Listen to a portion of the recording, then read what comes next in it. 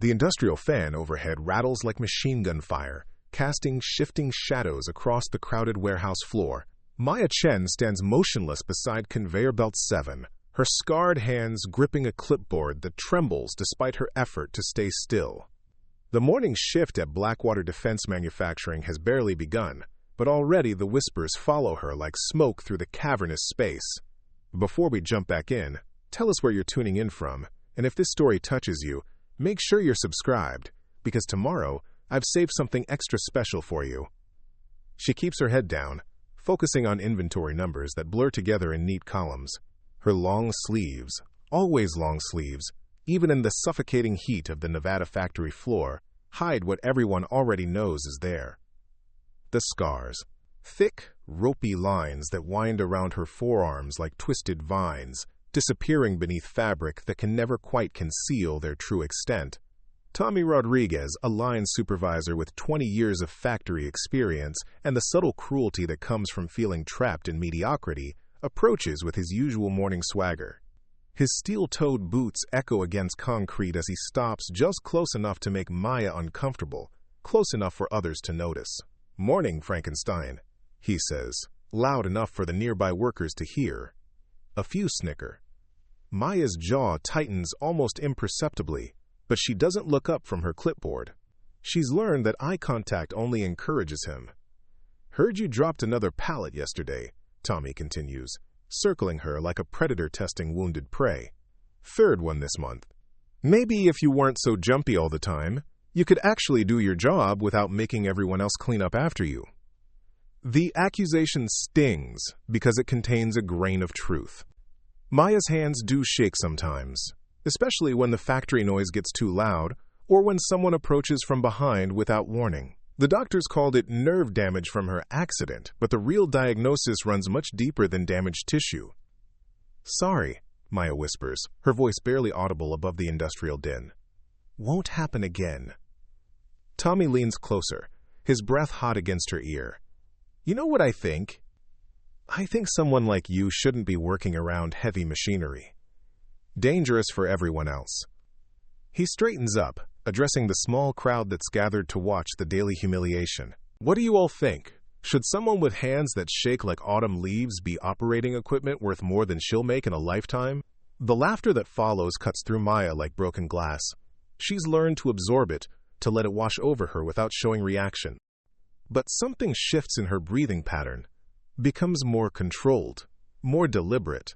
Her stance, barely noticeable to casual observers, adjusts to something that speaks of coiled readiness rather than cowering fear. Marcus Tank Patterson enters the warehouse through the executive entrance, his presence immediately commanding attention despite his civilian clothes. 6 feet 4 inches of solid muscle, with graying temples that speak of hard-earned experience and eyes that miss nothing. As the new Director of Security Operations for Blackwater Defense, he spent the last week conducting what the company calls cultural assessments, and what he privately thinks of as damage control. Tank's military bearing is impossible to hide, even in a business suit. 25 years as a Navy SEAL, including 12 in the most classified operations the military conducts, have left him with the ability to read people and situations with supernatural precision. His gaze sweeps the warehouse floor and immediately focuses on the cluster of workers surrounding one small figure. Something about the scene sets off alarms in his tactical mind. The predatory behavior of the supervisor, the cruel entertainment of the spectators, and most importantly, the way the victim holds herself. Maya's posture speaks to him in a language only warriors understand. This isn't the stance of a broken factory worker. This is someone fighting to stay hidden. "Problems here?"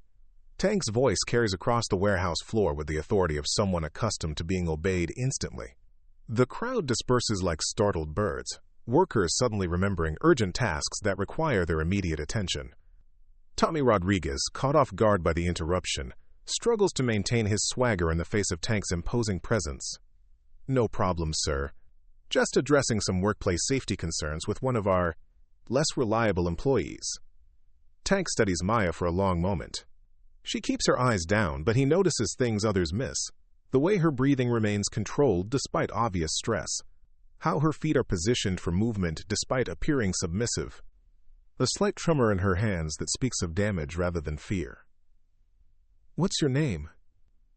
Tank asks Maya directly, his tone neutral but carrying an undertone that demands honesty. Maya-chan, she responds quietly, still not meeting his eyes. Inventory specialist, third shift. How long have you worked here, Maya? 18 months, sir. Tank turns his attention back to Tommy, whose confidence wilts under direct scrutiny. And you are? Tommy Rodriguez, line supervisor. Been here since this place opened its doors.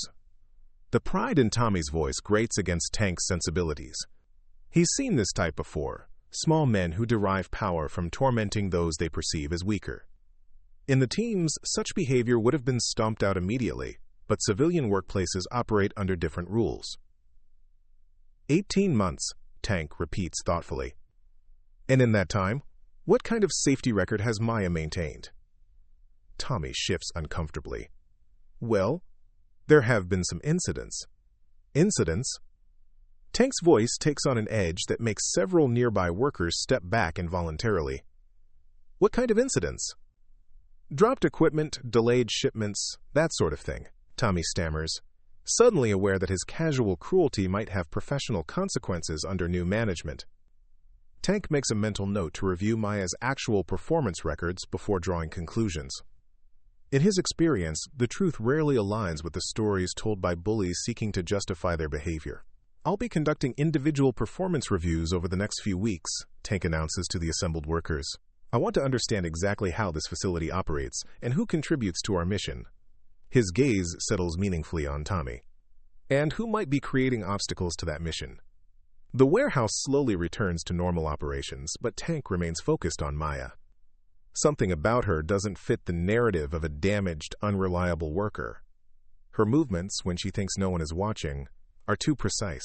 Her awareness of her surroundings too acute. And those scars. Tank has seen enough battlefield injuries to recognize different types of trauma. Burns from explosions leave one pattern. Shrapnel creates another.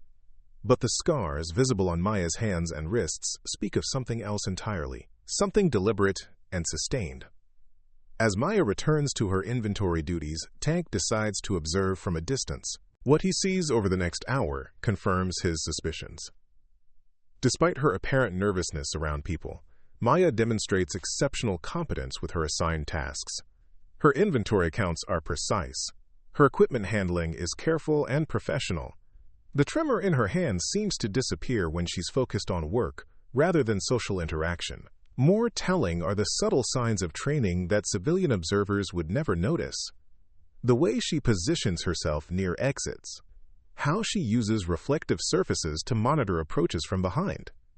The economical precision of every movement when she thinks she's unobserved. These aren't the behaviors of a broken factory worker. These are the ingrained habits of someone with advanced tactical training. Tank's years in special operations have taught him to trust his instincts, and every instinct is screaming that Maya-chan is not who she appears to be. The question is whether she's hiding from something or someone, and whether that represents a threat to facility security or an opportunity for the company. The Blackwater Defense Manufacturing Facility sprawls across 40 acres of Nevada desert, its concrete walls and razor wire perimeter suggesting something more sensitive than civilian contractor work. Tank Patterson has spent 3 days reviewing security protocols and personnel files, but the answers he seeks aren't found in official documents. They're written in the behavior patterns of workers who don't know they're being observed. Maya Chen's file makes for interesting reading. Hired 18 months ago through a veteran placement program. Her background check shows a clean record with no red flags. Previous employment at various warehouses and manufacturing facilities, always with positive references for reliability and attention to detail. Medical records indicate treatment for severe injuries sustained in what's listed as an automotive accident 3 years ago. But Tank's trained eye spots the inconsistencies immediately. The medical treatment timeline doesn't match standard recovery protocols for car crash victims. The gaps in her employment history correspond to periods that, in his experience, suggest something other than civilian recovery time. And the psychological evaluation notes, buried deep in the file, contain terminology that rings familiar to anyone who's worked with prisoners of war. Tank decides to conduct his own investigation, starting with the people who work most closely with Maya. Sarah Kim, the second shift inventory supervisor, provides the first piece of the puzzle during a casual conversation in the employee break room.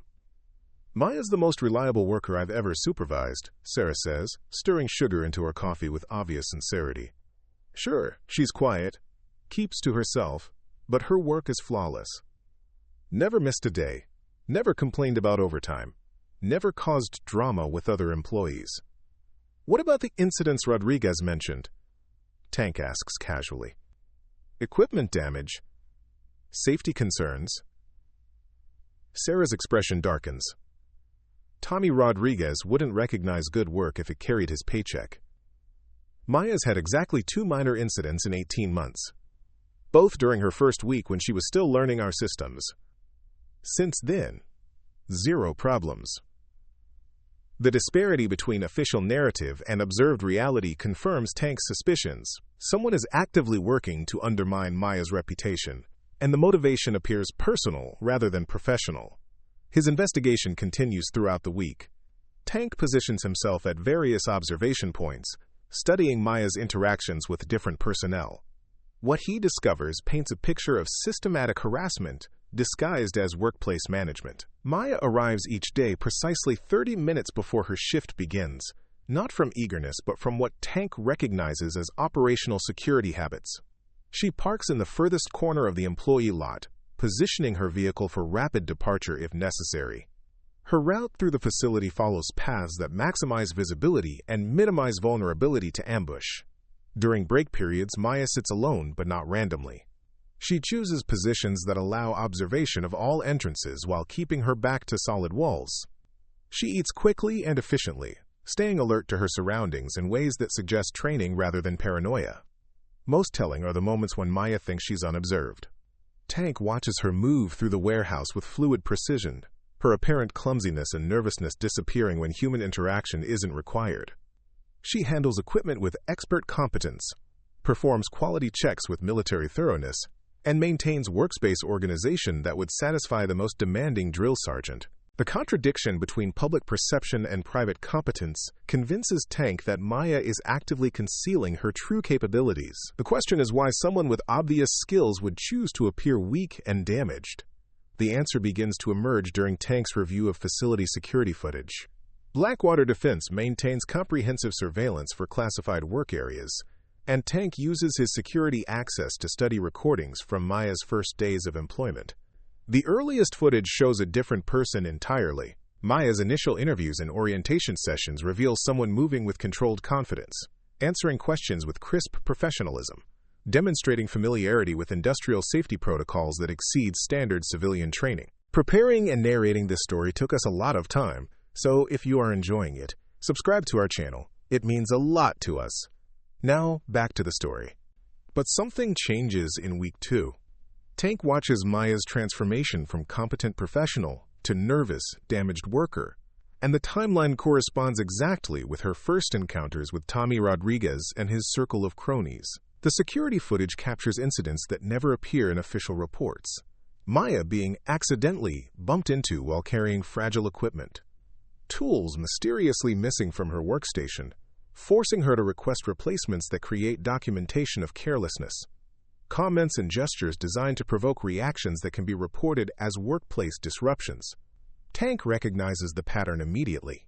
It's a systematic campaign designed to isolate and demoralize a target, the kind of psychological warfare taught in advanced interrogation courses. Someone with sophisticated understanding of human behavior is orchestrating Maya's harassment, and Tommy Rodriguez is too stupid to be the mastermind. The realization that Maya is being deliberately targeted by someone with intelligence training sends alarms through Tank's operational mindset. Either Maya has information that someone wants to extract, or she poses a threat that someone wants to neutralize. Either scenario represents a potential security breach that could compromise Blackwater's classified contracts. Tank's investigation takes on new urgency as he begins identifying other players in the harassment campaign. Dale Morrison from Quality Control, who consistently finds problems with Maya's work that disappear when reviewed by other inspectors. Jennifer Walsh from Human Resources, who seems unusually interested in Maya's medical accommodations and psychological state. Kevin Torres from Shipping, who always manages to assign Maya the most difficult and time-sensitive tasks. The coordination between these individuals is too sophisticated for workplace bullying. This is an operation with specific objectives, carried out by people with training in psychological manipulation. Tank's years in counterintelligence have taught him to recognize enemy action, and Maya Chen is under attack by professionals. The breakthrough comes when Tank decides to test his theory through direct action. During a routine security walkthrough, he observes Tommy Rodriguez setting up another humiliation scenario, this time involving a pallet of sensitive electronic components that Maya is scheduled to move. Tank watches Tommy sabotage the loading equipment in subtle ways designed to cause failure during operation. The resulting damage would be expensive enough to justify Maya's termination, while creating documentation of safety violations that would prevent her from finding similar employment elsewhere. Instead of intervening immediately, Tank allows the scenario to develop while positioning himself to observe Maya's response. What he sees confirms his growing suspicions about her true capabilities. Maya approaches the sabotaged equipment with apparent innocence, but Tank notices her subtle inspection routine before beginning operations. She identifies every point of potential failure with the expertise of someone trained in mechanical systems, then carefully documents the existing damage before reporting equipment malfunction to her supervisor. The precision of Maya's response reveals someone with advanced technical training and the operational awareness to recognize sabotage when she encounters it. She protects herself from false accusations while gathering evidence of deliberate tampering, all while maintaining the appearance of a confused worker discovering unexpected problems. Tank's respect for Maya's tactical skills grows as he watches her navigate the trap that was set for her. But his concern deepens when he realizes the sophistication of the opposition she's facing. This isn't random workplace harassment. This is a coordinated intelligence operation targeting someone who possesses skills that could threaten national security if misused. The question that keeps Tank awake that night is whether Maya Chen is a friendly asset under attack or an enemy operative being pressured by American intelligence services.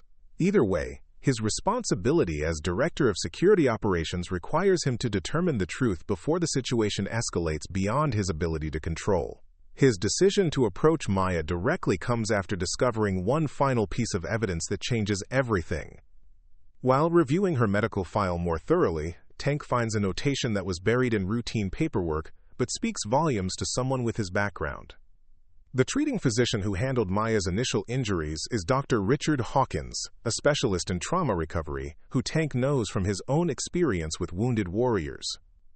Dr. Hawkins doesn't treat automobile accident victims, he treats prisoners of war. The medical notation is subtle, hidden in clinical language that would mean nothing to civilian administrators. But Tank recognizes the terminology immediately. Maya Chen wasn't injured in a car accident. She was tortured. The realization that Maya is a former prisoner of war, possibly American military or intelligence personnel, completely reframes Tank's understanding of the situation. The harassment campaign isn't random workplace cruelty. It's continuation of psychological warfare designed to break someone who survived professional interrogation. Tank's protective instincts, honed through years of leading men in combat, override his security concerns. Maya Chen is a wounded warrior under attack by enemies who followed her home from whatever battlefield she escaped. His mission is no longer investigation. It's protection and, if possible, rescue. But Tank also understands that approaching Maya directly could trigger responses trained into someone who survived torture. His next moves must be calculated to offer help without threatening someone whose survival has depended on trusting no one. The game changes completely when Tank realizes he's not investigating a security threat. He's looking at someone who needs extraction from an ongoing enemy operation. The only question is whether Maya will trust him enough to accept help, or whether her training will identify him as another threat to be avoided. Tank's years as a SEAL team leader have taught him that the most dangerous missions often begin with trying to save someone who doesn't want to be saved. Maya Chen survived whatever hell created those scars, but survival and recovery are different challenges entirely. As Tank plans his approach, he knows that one wrong move could drive Maya deeper underground or trigger responses that put everyone in the facility at risk. But doing nothing means abandoning a fellow warrior to enemies who won't stop until they finish what they started. The next phase of Tank's mission requires skills he learned in the darkest corners of special operations work. He's about to attempt the most delicate extraction of his career, and failure means losing someone who's already paid a price that no one should have to pay twice. Tank's first direct interaction with Maya comes disguised as routine security protocol. He schedules mandatory one-on-one interviews with all personnel handling sensitive materials, creating a legitimate reason to speak privately with each employee without raising suspicions about his specific interest in her case. Maya enters his temporary office at precisely the appointed time, moving with the punctuality that Tank has come to associate with military training. She sits in the chair he indicates, hands folded in her lap, maintaining the submissive posture she's perfected over 18 months of avoiding attention. Maya Chen, Tank says, reviewing her file with deliberate casualness. Inventory specialist, hired through the Veteran Placement Program. Says here you served in the Army. The statement is a test. Maya's official file contains no military service record, but Tank wants to observe her reaction to the suggestion. What he sees confirms his suspicions. Maya's breathing pattern changes almost imperceptibly, becoming more controlled and measured. Her shoulders tense slightly before she forces them to relax. Most telling, her eyes flick toward the office exits in an assessment pattern that speaks of ingrained tactical awareness. "No, sir," Maya responds quietly. "Civilian employment only." The Veteran Placement Program helps family members of service personnel as well. The answer is smooth and practiced, but Tank notices the slight emphasis on, quote, family members that suggests truth wrapped in misdirection. Someone in Maya's family served, providing her with knowledge of military culture while allowing her to maintain plausible deniability about her own background. "I see," Tank continues, making notes that he ensures Maya can't read. "The program coordinator mentioned you have some medical accommodations. Nothing that affects your work performance, I hope." Maya's hands unconsciously adjust her sleeves, ensuring the fabric covers her forearms completely. "Nerve damage from an accident. Doesn't interfere with my duties." "Automobile accident, according to your medical records." This time Maya's pause is fractionally longer than natural conversation would require. Tank recognizes the hesitation of someone calculating how much truth to reveal. "Yes, sir. 3 years ago." Tank closes the file and leans back in his chair, adopting a more casual posture designed to reduce Maya's defensive stance. "You know, I've seen a lot of injuries during my time in the Navy. Different types of trauma leave different patterns." Maya's stillness becomes absolute. Tank watches her evaluate whether his comment represents casual conversation or something more threatening. Her decision-making process is visible to someone trained to read human behavior under stress. "I wouldn't know about that, sir." "Of course not," Tank agrees easily. "Just making conversation. Tell me about your work experience here. Any issues with other employees, equipment problems, that sort of thing." The question gives Maya an opening to report the harassment she's been enduring. But Tank isn't surprised when she chooses not to take it. Someone who survived professional interrogation would be deeply reluctant to provide information that could be used against her later. "No major issues. Everyone's been professional." Tank makes another note, this time ensuring Maya can see him writing. "That's good to hear. Tommy Rodriguez speaks very highly of your attention to detail." The lie is deliberate, designed to test Maya's reaction to obvious deception. Tank watches her process the contradiction between his statement and her lived experience. Her face remains neutral, but her breathing pattern shifts again. "Mr. Rodriguez has been helpful with my training." Maya's ability to maintain cover under direct questioning impresses Tank despite his growing concern about her situation. Someone taught her these skills through methods he prefers not to contemplate. "I'm implementing some new security protocols," Tank continues, shifting to his real purpose for the meeting. "Enhanced background verification, updated access controls, that sort of thing. Might require additional interviews with personnel who handle sensitive materials." "I understand, sir." "Good. In the meantime, if you encounter any problems, workplace safety issues, equipment malfunctions, anything that seems unusual, I want you to report it directly to me." Tank slides his business card across the desk. Personal cell phone number is on there, available 24 hours. Maya accepts the card with hands that remain steady despite what Tank knows must be significant internal alarm bells. "Thank you, sir." "Maya," Tank says as she prepares to leave, using her first name deliberately to establish a different type of connection. Sometimes people end up in situations where they need help but don't know how to ask for it. If that ever happens, my door is always open. The offer hangs in the air between them, carefully phrased to provide assistance without forcing Maya to admit she needs it. Tank watches her evaluate the words for hidden meanings or potential threats. "I appreciate that, sir." After Maya leaves, Tank sits in silence, processing what he observed during their conversation. Every response confirmed his assessment of someone with advanced training in counter-interrogation techniques. But more concerning were the subtle signs of ongoing stress that suggest her current situation is more dangerous than simple workplace harassment. Tank's next step involves deeper investigation into the people targeting Maya. He begins with Tommy Rodriguez, using his security access to review employment records and background checks that reveal interesting patterns. Rodriguez was hired 6 months before Maya's arrival, specifically recommended by Dale Morrison from Quality Control.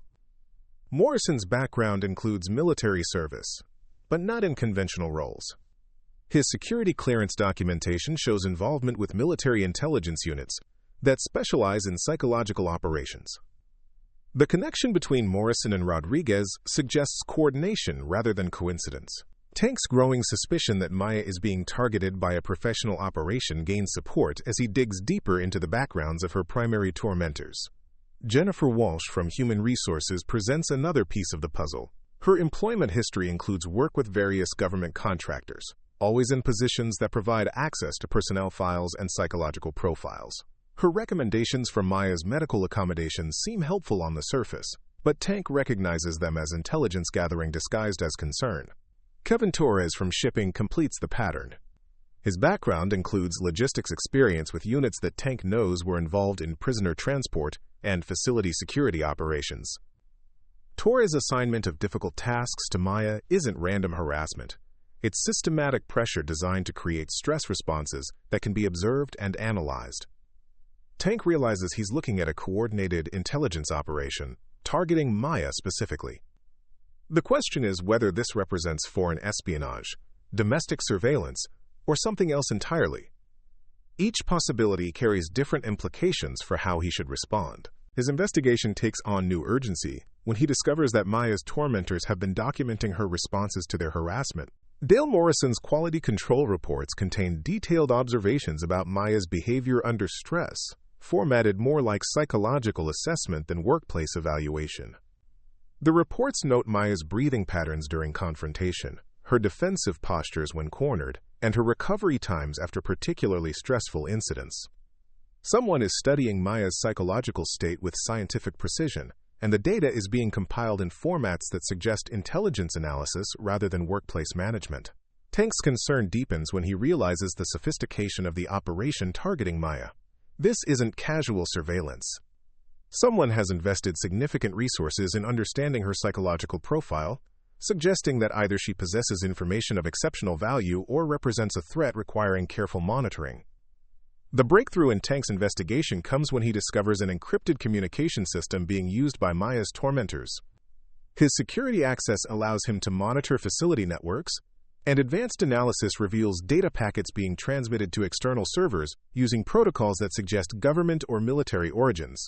Tank's years in classified operations have familiarized him with various surveillance techniques, and what he's observing matches patterns used by intelligence agencies for remote monitoring of high-value targets. Maya isn't just being harassed by coworkers. She's under active surveillance by professionals who report to outside handlers. The discovery transforms Tank's understanding of Maya's situation, from workplace harassment to ongoing intelligence operation. Someone believes Maya possesses information or capabilities that justify sustained surveillance, and they're using her employment at Blackwater Defense as cover for continued observation.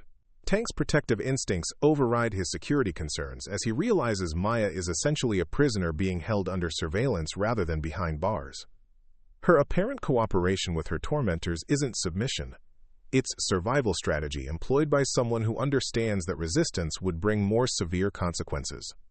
His next challenge involves approaching Maya with assistance without compromising her carefully maintained cover or triggering responses that could escalate the situation beyond his ability to control. Tank's experience with prisoner extraction operations provides a framework. But Maya's circumstances require delicate handling that conventional rescue missions don't address. Tank decides to create opportunities for Maya to demonstrate her true capabilities while providing her with resources she can use if she chooses to trust him. His approach must appear natural to observers while giving Maya options that don't require her to reveal information she's been trained to protect. The first opportunity comes when Tank arranges for Maya to be assigned to a special inventory project involving sensitive electronic equipment. The assignment places her in areas of the facility that provide better security coverage while giving her access to communication equipment that could be useful if she needs to contact outside assistance. Tank observes Maya's response to the assignment with interest. She approaches the sensitive equipment with professional competence that confirms his assessment of her technical training. More importantly, she demonstrates familiarity with the security protocols surrounding classified materials that suggests much deeper background than her file indicates. Maya's handling of encrypted storage devices reveals knowledge that extends far beyond civilian inventory management. She recognizes classification markings that shouldn't be familiar to someone without government clearance, and her storage procedures follow protocols that Tank knows are restricted to personnel with specific security training. The evidence continues mounting that Maya Chen is a former intelligence operative living under deep cover, but Tank still lacks crucial information about why she's being targeted and by whom. His investigation requires careful balance between gathering intelligence and avoiding actions that could compromise Maya's safety.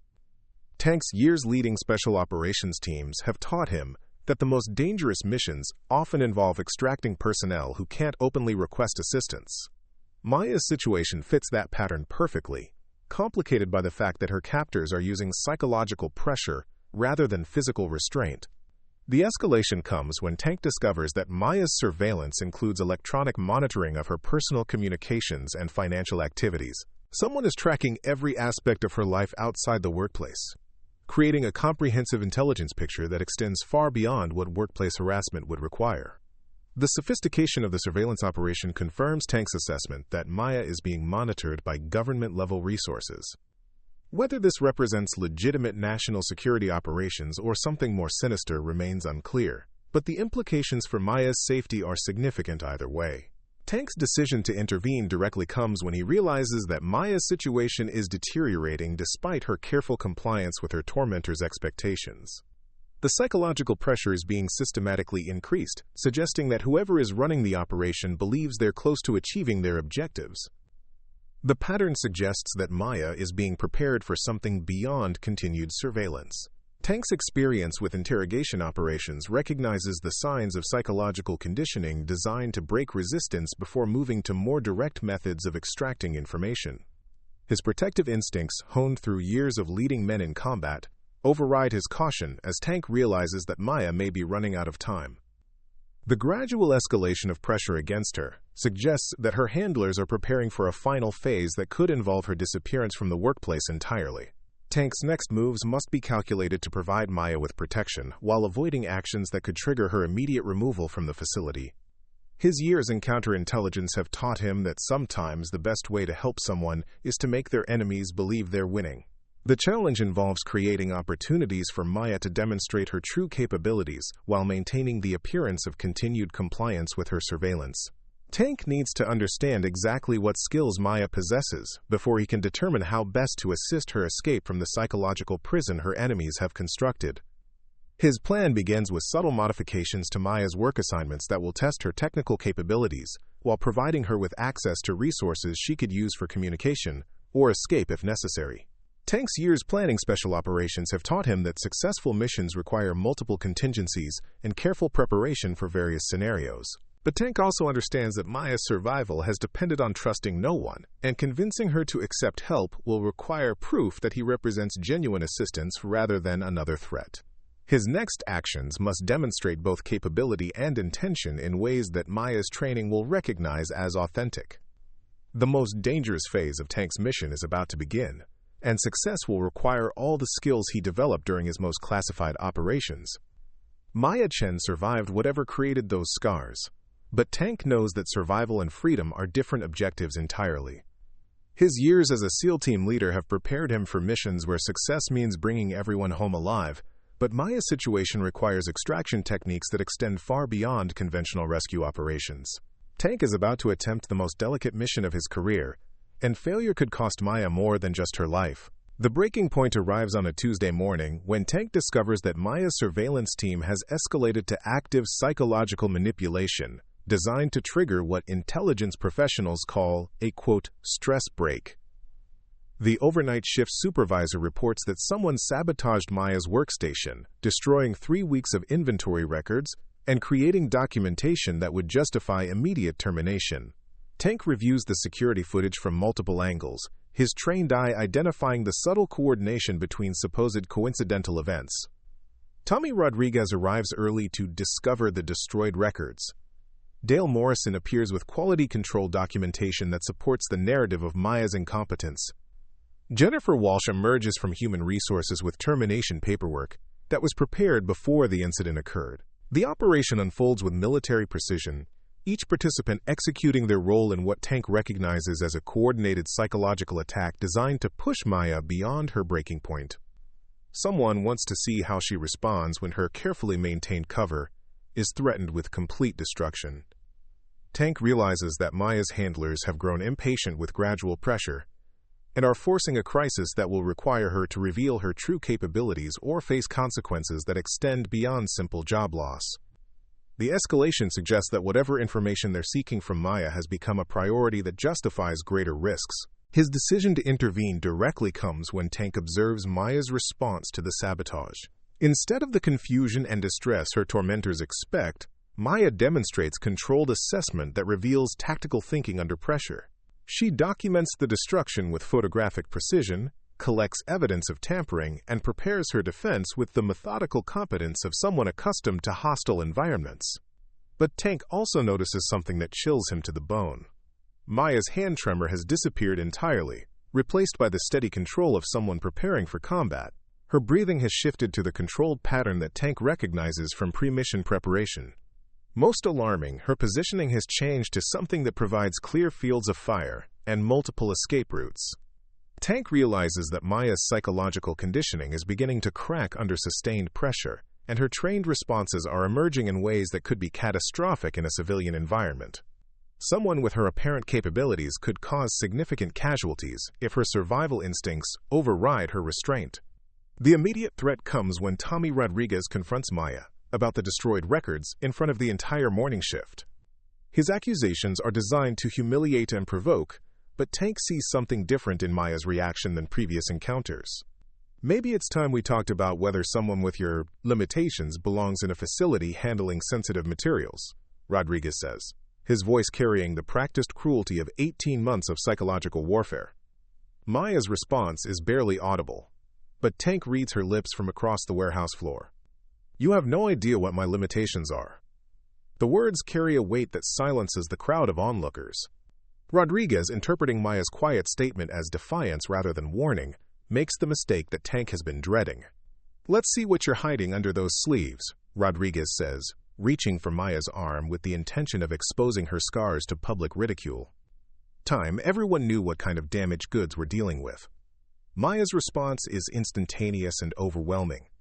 Her hand intercepts Rodriguez's wrist with speed that defies belief, stopping his motion with enough force to make him gasp in pain. The submissive factory worker disappears, replaced by someone whose presence fills the space with controlled lethality. "Don't touch me," Maya says quietly, her voice carrying undertones that make experienced factory workers step back involuntarily. Rodriguez struggles against her grip, but finds himself completely immobilized by someone half his size. Tank moves quickly to defuse the situation before it escalates beyond containment. "Problem here?" he asks with the authority of someone accustomed to stopping violence before it starts. Maya releases Rodriguez immediately, her defensive posture shifting to something that appears submissive but maintains tactical readiness. Rodriguez stumbles backward, nursing his wrist and staring at Maya with the shocked expression of someone who has discovered that their victim is actually a predator. "Just a misunderstanding," Maya says, her voice returning to the quiet tone she's maintained for 18 months. But Tank notices that her eyes remain alert, cataloging threats and escape routes with professional competence. "Rodriguez, my office, now," Tank orders, using command voice that brooks no argument. "Everyone else, back to work. Nothing to see here." The crowd disperses reluctantly, but Tank observes the whispered conversations that follow Maya as she returns to her workstation. Word of her display of unexpected capability will spread throughout the facility within hours, compromising the cover she's maintained through careful submission. Tank's interview with Rodriguez reveals the depth of coordination behind Maya's harassment. Under direct questioning, Rodriguez admits to following detailed instructions about how to interact with Maya, including specific triggers designed to provoke emotional responses that could be observed and analyzed. Who gave you these instructions? Tank demands, his years in interrogation making Rodriguez's evasion attempts futile. Dale Morrison said it was part of a psychological evaluation, Rodriguez stammers. Something about determining fitness for continued employment. Tank realizes that Rodriguez is a useful fool rather than a willing conspirator, manipulated by people who understand how to weaponize workplace dynamics for intelligence gathering.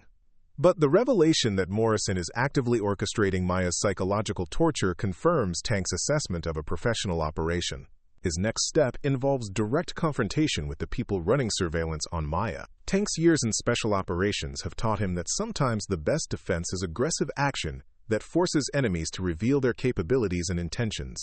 Tank's confrontation with Dale Morrison takes place in the Quality Control Office, away from surveillance cameras that could compromise operational security. Morrison's reaction to direct questioning reveals someone with intelligence training who understands the implications of exposure. "I don't know what you think you've discovered," Morrison says with the careful neutrality of someone trained in counter-interrogation. Maya Chen is an employee with documented performance issues that require management attention. Performance issues that require coordination with Jennifer Walsh and Kevin Torres? Tank asks, revealing his knowledge of the conspiracy without disclosing how he obtained the information. Morrison's pause is fractionally longer than natural conversation would require, confirming Tank's assessment of coordinated activity. "I don't know what you're suggesting." Tank places photographs on Morrison's desk that show the encrypted communications between Maya's tormentors and external handlers. His security access and technical capabilities have provided evidence that cannot be easily dismissed or explained away. "I'm suggesting that Maya Chen is under surveillance by people who report to handlers outside this facility," Tank says quietly. "I'm suggesting that you and your associates are conducting an intelligence operation under the cover of workplace management." Morrison's reaction confirms Tank's assessment. Instead of denial or confusion, Morrison demonstrates the controlled assessment of someone calculating whether Tank represents a threat that requires elimination or an obstacle that can be managed through other means. "Even if your assumptions were correct," Morrison says carefully, "interference with national security operations would have serious consequences for everyone involved." The admission, wrapped in hypothetical language, reveals the true nature of Maya's situation. She's being held under surveillance by people who believe they have government authority to continue operations that began in whatever classified environment created her scars. Tank's response draws on his years of working with classified operations where legal authority often conflicts with moral responsibility. National security doesn't include torturing American citizens on domestic soil. Whatever authority you think you have ended when Maya left government service. Morrison's expression hardens as he realizes that Tank understands more about Maya's background than expected. "You don't know what she's done or what information she possesses. Some people forfeit the right to normal lives when they betray their country." The accusation that Maya is a traitor rather than a victim reframes Tank's understanding of her situation, but doesn't change his protective instincts.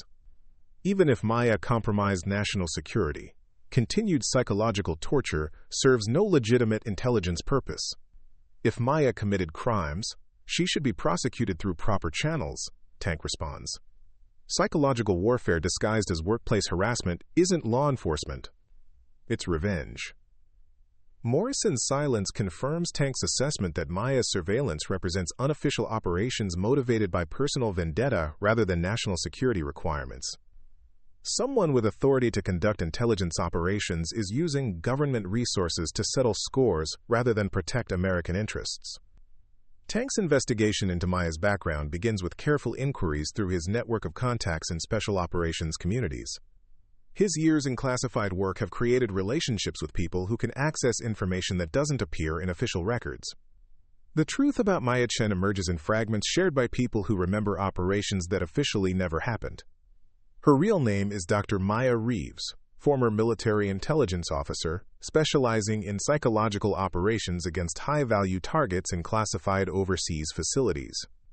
Dr. Reeves disappeared 3 years ago during an operation that went catastrophically wrong, resulting in the capture and torture of her entire unit. Official records list her as killed in action, but Tank's contacts reveal that she was the only survivor of systematic interrogation designed to extract information about American intelligence capabilities. Maya's escape from captivity involved killing her captors and walking 300 miles through hostile territory while suffering from injuries that should have been fatal. Her survival required abandoning her identity and accepting that her government would never acknowledge her sacrifice or provide assistance with recovery. The scars on Maya's arms aren't from automobile accidents. They're evidence of systematic torture conducted by enemies who understood exactly how to break American intelligence officers. Maya survived a month of interrogation that killed her teammates, then engineered her own escape when rescue became impossible. Tank realizes that Maya's handlers aren't current intelligence officers seeking information from a valuable asset. They're former colleagues who blame her for the classified operation's failure and believe her survival represents a security breach that requires permanent monitoring. The psychological warfare being conducted against Maya serves no intelligence purpose. It's punishment imposed by people who hold her responsible for outcomes beyond her control, using government resources to continue the torture her enemies began. Tank's protective instincts override every other consideration as he comprehends the true scope of Maya's betrayal by the system she served. She survived professional torture, escaped through her own capabilities, and rebuilt her life under assumed identity, only to discover that her former colleagues consider her survival a threat requiring neutralization. His next actions must address both Maya's immediate safety and the broader conspiracy that has allowed unofficial operations to continue without oversight. Tank's years in special operations have taught him that sometimes justice requires operating outside official channels. Tank's approach to Maya must acknowledge her intelligence background while providing assistance that doesn't compromise her carefully maintained security. His conversation with her takes place during a scheduled security interview, but the subtext carries meanings that only someone with her training would recognize. Dr. Reeves, Tank says quietly, using her real name for the first time. It's time we discussed your actual situation. Maya's response is immediate and overwhelming. Her defensive posture shifts to combat readiness as she evaluates Tank as a potential threat rather than workplace supervisor. Years of survival under hostile surveillance have conditioned her to expect betrayal from any source. I don't know what you're talking about. Maya responds with the automatic denial that has kept her alive for 3 years. Tank maintains non-threatening posture while demonstrating knowledge that proves his understanding of her true background. Operation Nightfall, Kandahar Province, 18 months of captivity, 300-mile escape through Taliban territory. You're not Maya Chen, inventory specialist. You're Dr. Maya Reeves, and you deserve better than what they're doing to you. The recognition that Tank knows her complete story breaks through Maya's defensive conditioning. For the first time in 3 years, someone understands exactly what she survived and acknowledges the price she paid for serving her country. How? Maya asks quietly, her voice carrying the exhaustion of someone who has been fighting alone for too long. Tank's answer reveals the network of loyalty that exists among special operations personnel, who understand the true cost of classified service. Because people remember heroes, even when the government pretends they never existed. Maya's emotional response to being recognized as a hero, rather than a security threat, provides Tank with the opening he needs to offer genuine assistance. Her years of isolation and psychological warfare have been based on the assumption that she was abandoned by everyone who knew her true story. They told me everyone was dead, Maya says, her voice breaking as 3 years of suppressed grief finally find expression. They said I was the only survivor, that my escape compromised ongoing operations, that helping me would endanger other personnel. Tank understands the psychological manipulation that convinced Maya to accept isolation rather than seek assistance from the military community that should have supported her recovery. Her handlers used survivor guilt and manufactured security concerns to prevent her from accessing help that could have exposed their unofficial operations. Your teammates are dead, Tank confirms gently, But their deaths weren't your fault. You survived because you're tougher than your enemies expected. Your escape gave intelligence about enemy capabilities that saved other units. You're a hero, not a security threat. The revelation that her survival served intelligence purposes rather than compromising them provides Maya with the first positive context for her ordeal that she's received since her escape. Tank watches years of self-blame begin to dissolve, as Maya comprehends that her sacrifice had meaning beyond personal survival. Tank's plan for ending Maya's surveillance requires careful coordination with contacts who can provide official oversight of unauthorized intelligence operations. His years in classified work have created relationships with people in positions to investigate and shut down rogue activities. The resolution begins when Tank provides evidence of Morrison's operation to Inspector General personnel who specialize in intelligence oversight. The documented psychological warfare against a former American officer creates legal liability that extends far beyond workplace harassment. Morrison and his associates find themselves under investigation for unauthorized use of government resources, conduct unbecoming federal employees, and conspiracy to violate civil rights of someone who served her country with distinction. The surveillance operation that seemed untouchable dissolves under official scrutiny that Tank's evidence makes impossible to ignore. Maya's vindication comes through official recognition that her service record warrants commendation rather than surveillance. The intelligence community's acknowledgement of her sacrifice provides her with access to support services that have been denied through 3 years of unofficial punishment. But the real transformation occurs when Maya chooses to use her experience to help other veterans who have been abandoned by systems that should protect them. Her intelligence background and survival experience provide unique qualifications for assisting personnel who have been damaged by classified operations. Tank's role evolves from protector to partner, as Maya develops programs that address the specific needs of veterans whose service can never be officially acknowledged. Their work together creates meaning from trauma, while building the support network that Maya was denied during her recovery. The warehouse floor, where Maya endured 18 months of psychological warfare, becomes the headquarters for an organization dedicated to helping invisible veterans find their way home. The transformation from place of torture to center of healing provides Maya with the redemption that her service deserved from the beginning. Tank's final report on the investigation emphasizes the importance of protecting personnel who sacrifice everything for classified operations.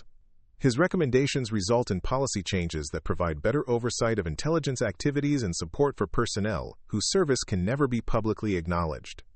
Maya's scars remain visible reminders of the price she paid for serving her country, but they no longer represent shame or weakness. They become symbols of survival and strength that inspire other veterans to seek help rather than suffer in isolation. The memorial wall Maya establishes honors teammates who didn't survive their captivity, ensuring their sacrifice is remembered even when their names can never be publicly acknowledged. Her dedication to honoring the dead while serving the living provides purpose that transforms survival into meaningful contribution. Years later, veterans throughout the intelligence community know they have someone who understands their struggles and will fight for their recognition. Maya's transformation from broken survivor to advocate and leader proves that healing is possible even from the deepest trauma when support replaces abandonment. Tank's protection of Maya demonstrates that loyalty among warriors extends beyond official chains of command to moral obligations that transcend bureaucratic convenience. His willingness to risk his career to defend someone who served with honor provides Maya with the recognition she earned through her sacrifice. The story of Maya's survival and redemption spreads throughout special operations communities as proof that no one who serves with honor should be abandoned to suffer alone. Her example encourages other veterans to seek help, while reminding officials that heroism deserves support rather than surveillance. Maya Chin, the damaged factory worker, disappears forever, replaced by Dr. Maya Reeves, advocate for veterans whose service can never be publicly acknowledged but whose sacrifice will never be forgotten. Her transformation from victim to leader proves that recognition and support can heal even the deepest wounds inflicted by those who should have provided protection. Tank's recognition of the torture patterns on Maya's scars led to the exposure of unauthorized operations that violated everything both of them swore to defend. Their partnership in building support for invisible veterans ensures that Maya's survival serves purposes beyond personal healing, creating legacy that honors both the living and the dead. The warehouse floor that witnessed Maya's torture and eventual triumph now hosts ceremonies where veterans receive recognition that was denied through official channels. The transformation from place of shame to center of honor provides fitting symbol for Maya's journey from broken survivor to respected leader. Tank Patterson and Drs. Maya Reeve stand together as proof that warriors never abandon their own, that recognition of sacrifice can heal the deepest wounds, and that true strength comes from using survival to serve others who face similar struggles. Their story demonstrates that heroism isn't measured by what someone survives, but by what they do with their survival to help others find their way home. The transformation of Blackwater Defense Manufacturing becomes a model for corporate responsibility toward veterans throughout the defense contracting industry. Maya's programs attract attention from government officials who recognize the need for better support systems for personnel whose service exists in classified shadows. Her work expands beyond individual counseling to policy advocacy that creates structural changes in how intelligence veterans are treated after their service ends. Tank's role as Director of Security Operations evolves to include oversight of veteran integration programs that ensure no one faces the isolation Maya experienced. His background in special operations provides credibility with personnel who might otherwise resist assistance, while his understanding of bureaucratic systems enables him to navigate obstacles that prevent veterans from accessing help they've earned through service. The facility's memorial wall grows to include names from operations spanning decades of classified activities. Each edition represents a family that receives acknowledgement of sacrifice previously hidden behind national security classifications. Maya leads quarterly ceremonies where these names are read aloud, ensuring the dead remain part of the living community of veterans who understand the true cost of freedom. Dr. Richard Hawkins, Maya's treating physician during her initial recovery, becomes a key partner in developing treatment protocols specifically designed for torture survivors. His collaboration with Maya creates medical approaches that address the unique trauma patterns resulting from systematic interrogation, providing other survivors with resources that weren't available during Maya's isolation. The psychological profiles that Morrison's team compiled during their surveillance of Maya become evidence in legal proceedings that result in criminal charges against intelligence personnel who used government resources for personal vendetta. The prosecution of these cases establishes legal precedent that protects other veterans from similar harassment while deterring unauthorized operations that violate civil rights. Maya's decision to testify in these proceedings requires courage that extends beyond her survival of torture. Speaking publicly about classified operations risks exposing details that could compromise national security, but her testimony focuses on the domestic violations that occurred after her service ended. Her willingness to face her tormentors in court provides closure while ensuring accountability for actions that violated every principle of military honor. The defense contractors who employed Morrison and his associates face congressional investigation that exposes systemic problems with oversight of intelligence operations. Maya's case becomes a catalyst for reforms that provide better protection for veterans while maintaining necessary security classifications. Her experience demonstrates that protecting personnel doesn't require compromising operational security. Tank's network of contacts throughout special operations communities creates informal support systems that supplement official programs. Veterans who know they can contact him receive assistance navigating bureaucracies that often fail to understand the unique needs of personnel whose service can't be fully disclosed. His office becomes an unofficial headquarters for connecting veterans with resources that address both practical and emotional needs. Maya's intelligence background enables her to identify other veterans who are struggling with similar isolation. Her ability to recognize signs of trauma that civilian counselors might miss allows her to provide targeted assistance that addresses the specific challenges faced by intelligence personnel. Her work becomes a bridge between classified service and civilian recovery that didn't exist before her advocacy. The warehouse floor where Maya endured harassment transforms into training space, where corporate security personnel learn to identify and support veterans who may be concealing their backgrounds. Tank develops curricula that teach civilian supervisors how to recognize signs of military training while respecting the privacy needs of personnel whose service may be classified. Maya's personal recovery accelerates as she finds purpose in helping others navigate challenges she faced alone. Her survivor guilt transforms into determination that no other veteran should experience the abandonment she endured. The meaning she creates from her trauma provides healing that individual therapy couldn't achieve, because it connects her survival to broader service to the veteran community. The financial support Maya provides to families of fallen teammates expands into formal programs that assist dependents of personnel killed in classified operations. Her personal commitment becomes institutional policy that ensures sacrifice is honored even when it can't be publicly acknowledged. The families who receive this support understand that their loved ones' deaths had meaning beyond government compensation. Tank's marriage to Rebecca, a trauma counselor who specializes in military families, creates a partnership that extends their ability to provide comprehensive support to veterans and their dependents. Rebecca's clinical expertise, combined with Tank's operational experience, creates treatment approaches that address both individual and family needs resulting from classified service. Maya's relationship with David Chen, a former combat medic who understands the complexity of survival guilt, provides her with personal healing that complements her professional advocacy. Their partnership demonstrates that veterans can build meaningful relationships despite trauma that might otherwise prevent emotional connection. Their wedding becomes a celebration of hope for the entire veteran community they serve. The annual recognition ceremony at Blackwater Defense grows into a regional event that honors veterans from throughout the intelligence community. Maya's keynote addresses emphasize themes of service, sacrifice, and the responsibility to support those who served in shadows. Her speeches inspire attendees while educating civilian audiences about the true cost of national security. Congressional testimony by both Maya and Tank results in legislation that provides better support for intelligence veterans while protecting operational security. The Maya-Reeves Act establishes oversight mechanisms that prevent unauthorized surveillance of former personnel while ensuring legitimate security concerns are addressed through proper channels. The law creates legal framework that protects veterans' rights without compromising national security. Maya's doctoral dissertation on psychological recovery from systematic torture becomes required reading in military psychology programs. Her academic work provides scientific foundation for treatment approaches developed through her personal experience and professional advocacy. The research helps other survivors while advancing understanding of trauma recovery in academic and clinical communities. Tank's promotion to Regional Director of Veterans Affairs for Defense Contractors reflects the success of programs developed at Blackwater Defense. His expanded role allows him to implement similar initiatives throughout the defense industry, creating career opportunities for veterans while improving corporate culture regarding military service. His leadership demonstrates that supporting veterans benefits both individuals and organizations. The investigation into Morrison's unauthorized surveillance reveals connections to similar operations, targeting other intelligence veterans. Maya's case becomes the foundation for broader inquiry that exposes systematic problems with unofficial monitoring of former personnel.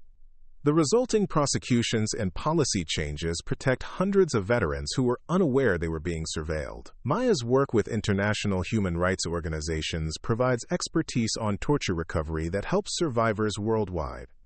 Her experience with American intelligence techniques enables her to assist victims of similar treatment by foreign governments while maintaining necessary security classifications. Her advocacy extends beyond veteran communities to global human rights efforts. The Blackwater facility receives presidential recognition for innovation in veteran support programs. Maya and Tank's work is highlighted as a model for corporate responsibility that other companies should emulate. The recognition validates their approach while encouraging adoption of similar programs throughout industries that employ military veterans. Maya's mentorship of young intelligence officers teaches them that seeking help when needed represents strength rather than weakness. Her example encourages personnel to access support services before trauma becomes overwhelming, preventing the isolation that complicated her own recovery. Her influence on military culture promotes healthier attitudes towards psychological well-being in high-stress occupations.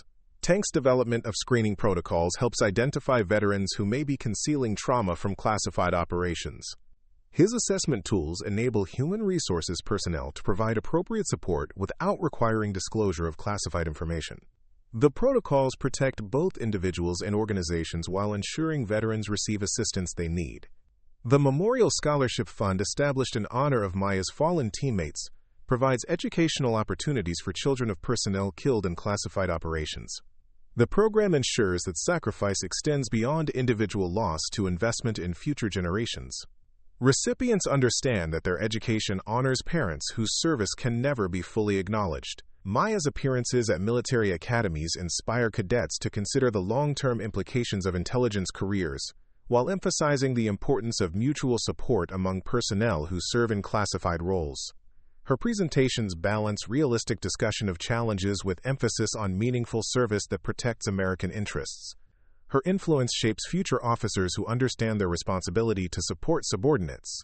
Tank's consulting work with government agencies improves support systems for active duty personnel who face similar challenges to those Maya experienced. His recommendations focus on preventing isolation while maintaining operational security. His influence on policy development ensures that lessons learned from Maya's case inform improvements in how intelligence personnel are supported throughout their careers. The community outreach programs developed at Blackwater Defense create connections between veterans and civilian populations that foster understanding and support. Maya's public speaking helps civilians understand the sacrifice made by intelligence personnel while educating them about ways to support veterans in their communities. Her advocacy builds bridges between military and civilian communities. Maya's collaboration with university researchers produces studies that advance understanding of trauma recovery while maintaining necessary security classifications. Her willingness to participate in academic research provides scientific foundation for treatment approaches that help other survivors. Her contribution to scholarship ensures that her experience benefits future generations of trauma survivors. Tank's mentorship of other security professionals teaches them to recognize and support veterans who may be struggling with transition challenges. His training programs educate corporate leaders about veteran needs, while demonstrating business benefits of inclusive employment practices. His influence extends throughout industries that rely on veteran expertise. The transformation of Maya from torture survivor to respected advocate demonstrates the potential for healing when proper support replaces abandonment. Her journey from isolation to leadership inspires other veterans to seek help, while showing officials the importance of supporting those who served with honor. Her example proves that recognition and assistance can heal even the deepest wounds inflicted by service to country. Tank's recognition as a leader in veteran advocacy reflects his commitment to principles that transcend personal advancement. His willingness to risk his career to protect Maya demonstrates loyalty that extends beyond official obligations to moral responsibilities that define true leadership. His example influences other leaders to prioritize support for veterans over bureaucratic convenience. The lasting impact of Maya and Tank's partnership extends far beyond their individual recovery and career success. Their collaboration creates institutional changes that benefit thousands of veterans, while improving understanding of the true cost of classified service. Their work ensures that future generations of intelligence personnel receive support that matches the sacrifice they make for national security. The warehouse floor where Maya's journey began now hosts training sessions where veterans learn skills that help them transition to civilian careers while maintaining pride in their military service. The transformation from place of harassment to center of empowerment provides a powerful symbol of hope for veterans who may be struggling with their own transition challenges. Maya's final report on her experience emphasizes the importance of community support in healing from trauma while maintaining the security classifications necessary to protect ongoing operations. Her recommendations influence policy development that provides better assistance for veterans without compromising national security. Her professional expertise ensures that lessons learned from her case inform improvements in veteran support systems. Tank's retirement ceremony brings together veterans from throughout the special operations community who recognize his contribution to supporting personnel who served in shadows. His legacy includes institutional changes that protect veterans while advancing understanding of their unique needs.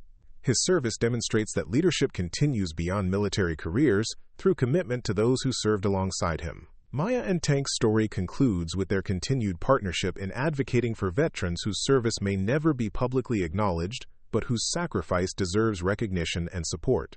Their work ensures that no veteran faces the isolation and harassment that Maya experienced, while their example demonstrates that healing and meaning can emerge from even the deepest trauma when support replaces abandonment.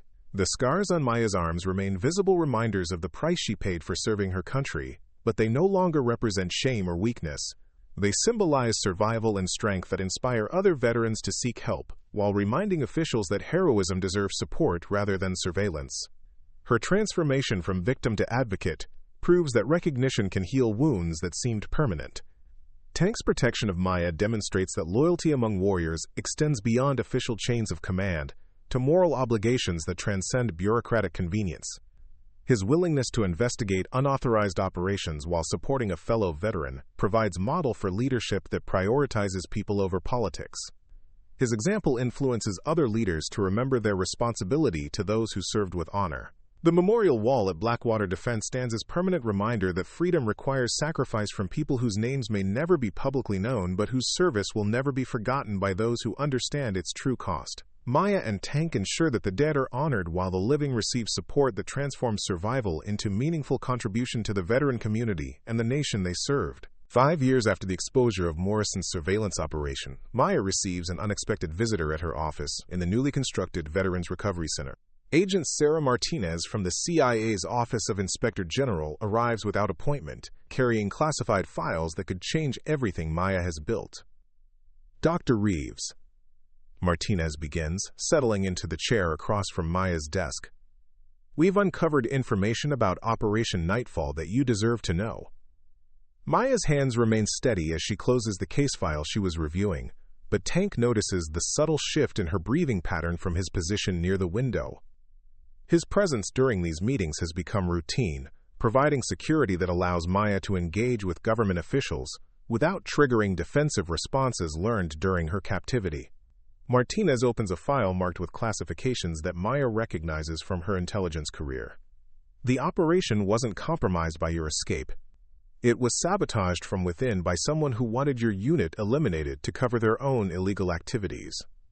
The revelation that Maya's teammates died because of betrayal rather than mission failure hits harder than any physical blow she endured during torture. Tank moves closer, his protective instincts responding to the emotional impact of information that reframes everything Maya believed about her survival. Commander James Hartwell was selling intelligence to enemy forces for 18 months before your capture. Martinez continues. Your unit was eliminated because they discovered evidence of his activities. Your escape prevented him from completing the cover-up that would have hidden his treason. Maya's voice remains controlled despite the emotional earthquake occurring beneath her composed exterior. How long have you known this? The investigation concluded 6 months ago. Hartwell was arrested and convicted through sealed proceedings. His confession included details about how he orchestrated your unit's capture to prevent exposure of his activities. Tank recognizes the implications immediately. Maya's survival guilt was based on false information provided by the very person responsible for her teammates' deaths. Her 3 years of self-blame were orchestrated by someone who needed her to believe she was responsible for failures that weren't her fault. Why wasn't I informed when the investigation began? Maya asks, her professional training helping her process the personal implications of systematic deception. Martinez's response reveals the complexity of intelligence oversight in cases involving classified betrayal. Hartwell claimed you were complicit in his activities.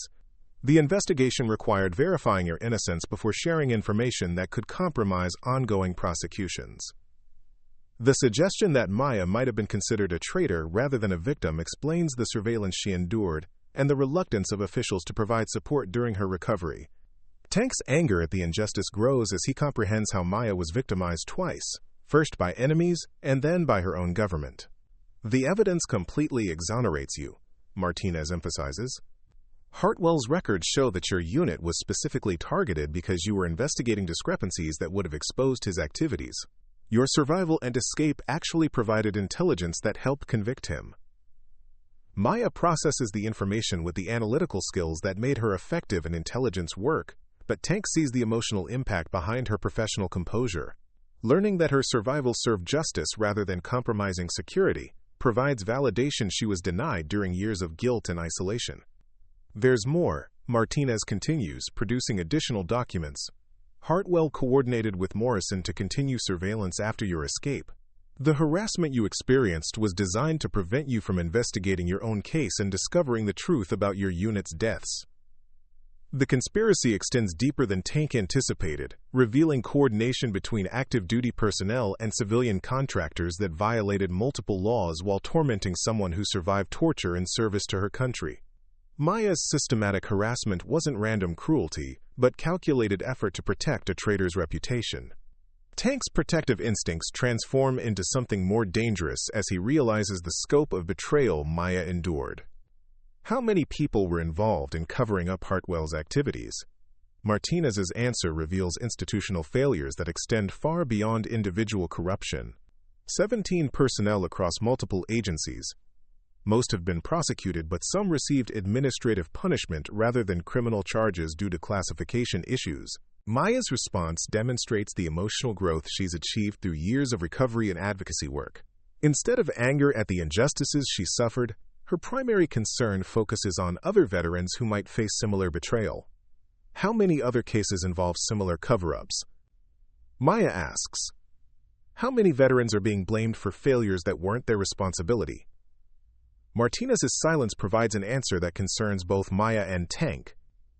The systemic problems that enabled Hartwell's betrayal and Maya's subsequent harassment suggest broader institutional issues that could affect hundreds of intelligence veterans. We're implementing reforms based on lessons learned from your case, Martinez finally responds. Your advocacy work has influenced policy changes that provide better protection for personnel who report security violations. The acknowledgement that Maya's suffering contributed to systemic improvements provides some meaning to her ordeal, but Tank recognizes that institutional change doesn't compensate for years of unnecessary trauma. Maya deserved support rather than surveillance, recognition rather than harassment. Maya's next question reveals her continued commitment to serving others, despite the betrayals she endured. What support is being provided to families of my teammates now that the truth is known?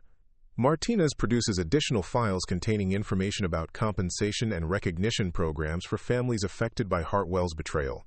Full survivor benefits, posthumous decorations, and access to classified briefings about how their loved ones died serving their country. The restoration of honor to Maya's fallen teammates provides closure that she's sought since her escape.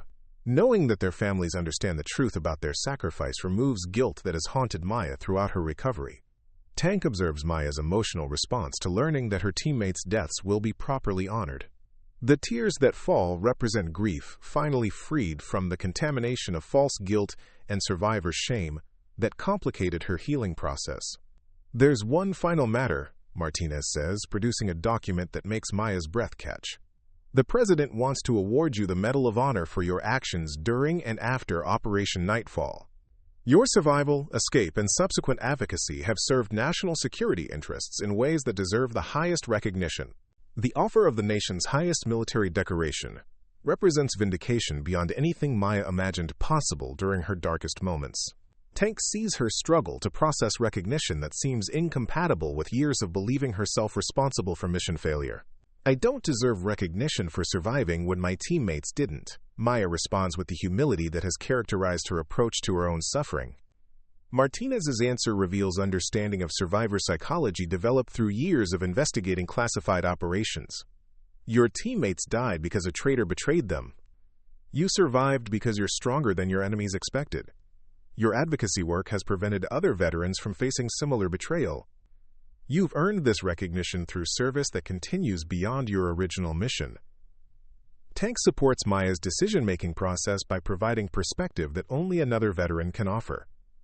Your teammates would want their sacrifice to be honored through recognition of your survival and service.